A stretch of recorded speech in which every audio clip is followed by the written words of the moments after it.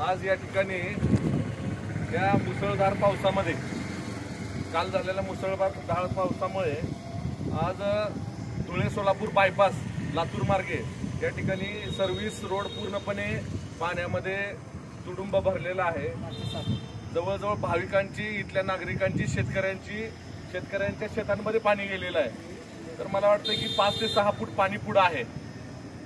या ठिकाणी जे कोणी गुत्तेदार आहेत त्यांच्यावर कायदेशीर कारवाई तर केलीच पाहिजे आणि मला वाटतं की जे शेतकऱ्यांचं नुकसान झालेलं आहे ते त्यातून हा जो तुळजापूरला जाणारा बायपास रस्ता आहे धाराशिव लातूरला येणाऱ्या बायपास मध्ये आज जवळपास 5 ते 7 फूट पाणी असून बरेच शेतकऱ्याचं नुकसान झालं आहे। याला सर्व जबाबदार IRBI असून संबंधित IRBIवर यांच्यावर गुन्हा दाखल झाला पाहिजे व तात्काळ शेतकऱ्याला नुकसान भरपाई देऊन हे गेले 8-10 वर्षापासून ही परिस्थिती आहे। यावर त्वरित कारवाई करावी नसता या विरोधात महाविकास आघाडी टोटल आंदोलन छेडल्याशिवाय राहणार नाही।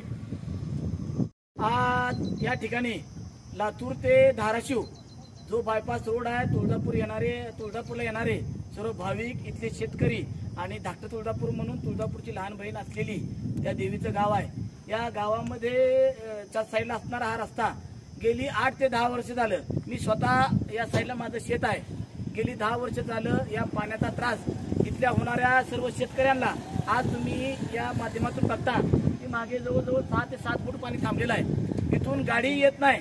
दर संध्याकाळी रात्री अपरात्री आम्हाला माहित आहे म्हणून ठीक आहे, पण येणाऱ्या भाविकांना हे रस्ता माहित नसतो। जर गाडी घातली तर गाडीचा अपघात होऊ शकतो आणि इथंच आता रेल्वे स्टेशन होत आहे पलीकड साईडला, म्हणजे तुळजापूरला येणारा सगळ्यात मुख्य मार्ग हे होणार आहे। रेल्वेमधून येणारे लोक आणि या बायपास मधून येणारे सर्व भाविक या रोडनी येणार आहेत।